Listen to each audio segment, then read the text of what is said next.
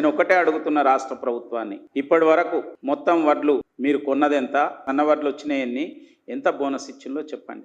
మీరు చెప్తున్న యొక్క లెక్కలు తెలుస్తున్న వాటిలోనే కేవలం 5% కూడా ఇంతవరకు ఇవ్వలేదు. ఇప్పటికే సగం వడ్లు మిల్లర్లకు అమ్ముకున్నారు రైతులు. వాళ్ళ కేంద్ర ప్రభుత్వం, నరేంద్ర మోడీ గారి ప్రభుత్వం రైతులకు మద్దతు ధర రావాలని, రైతులకు మేలు జరగాలని, రైతులకు ఆదాయం పెరగాలనే ఉద్దేశంతో చరిత్రలో ఎన్నడూ లేని విధంగా ఎప్పటికప్పుడు మద్దతు ధరను పెంచుతూ 2300 రూపాయల యొక్క మద్దతు ధరను కేటాయిస్తే దాన్ని తీసుకురావాల్సిన బాధ్యత రాష్ట్ర ప్రభుత్వానికి. ఎందుకంటే సంస్థ యంత్రాంగం అన్ని రకాల ఖర్చులు FCI కేంద్ర ప్రభుత్వం యొక్క సంస్థ రాష్ట్ర ప్రభుత్వానికి ఇస్తున్నది. మహిళల రాజ్యం అంటున్నారు.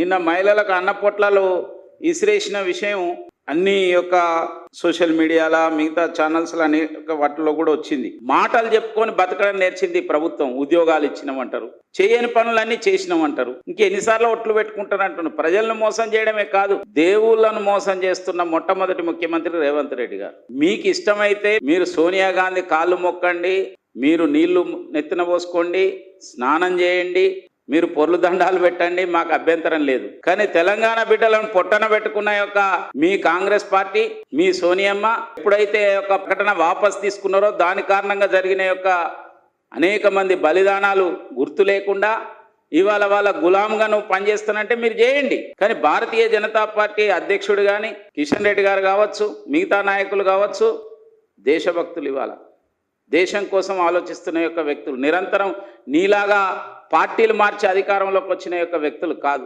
ఫ్రస్ట్రేషన్లో మాట్లాడుతున్నాడు ముఖ్యమంత్రి ఈరోజు. ఎందుకనంటే ఆయన అనుకునేవి జరుగుతలేవు, డబ్బులు లేవు.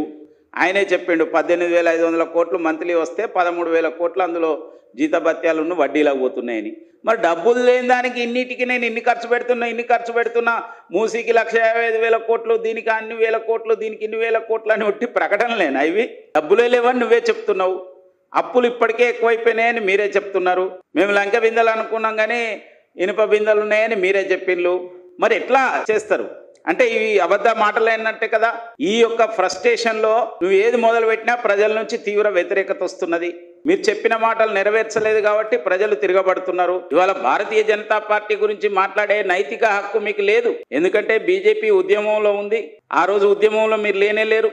ఏదో చీమలు కదా పుట్టబెట్టుకుంటే పాములు దూరినట్టు తెలంగాణ ఉద్యమం ఓలు చేస్తే అధికారాన్ని వాళ్ళు పంచుకున్నట్టుగా మీరు అనుభవిస్తూ ఇవాళ మిగతా మాటలు మాట్లాడే అర్హత మీకు లేదని చెప్పి నేను ఈ సందర్భంగా తెలియజేస్తున్నాను.